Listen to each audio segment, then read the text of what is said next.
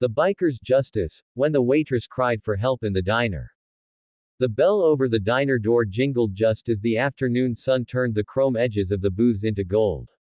Maggie had been working double shifts all week, wiping counters, refilling coffee cups, and smiling through the kind of exhaustion that most people never see.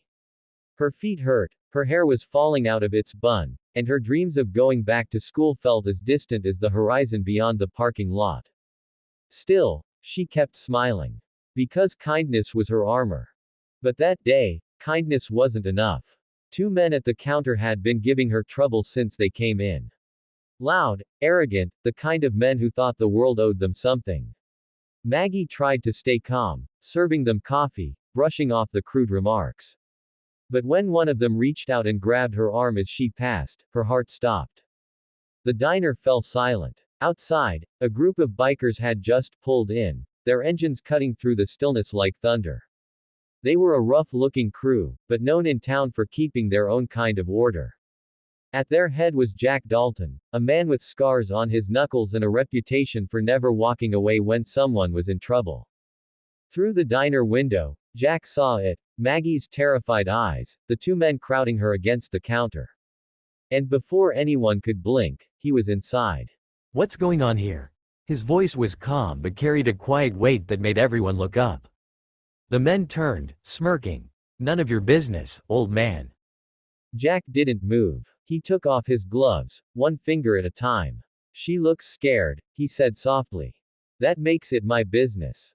The taller man laughed, but the sound died when he saw the rest of Jack's crew step in behind him.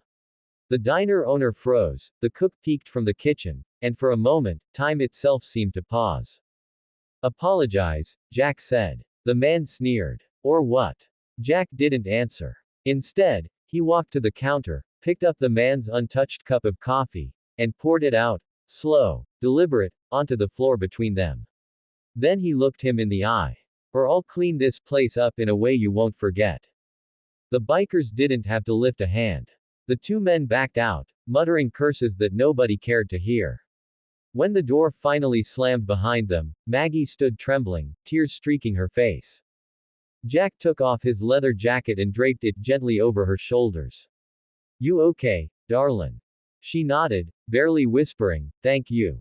He smiled faintly. "Don't thank me. Just promise me one thing. Next time someone crosses the line, don't stay quiet." The moment passed, but something in Maggie changed that day.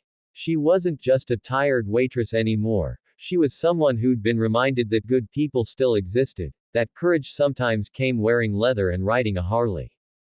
Later that evening, Jack's crew sat at the diner, drinking coffee Maggie had brewed herself. She brought over a plate of pie, smiling shyly.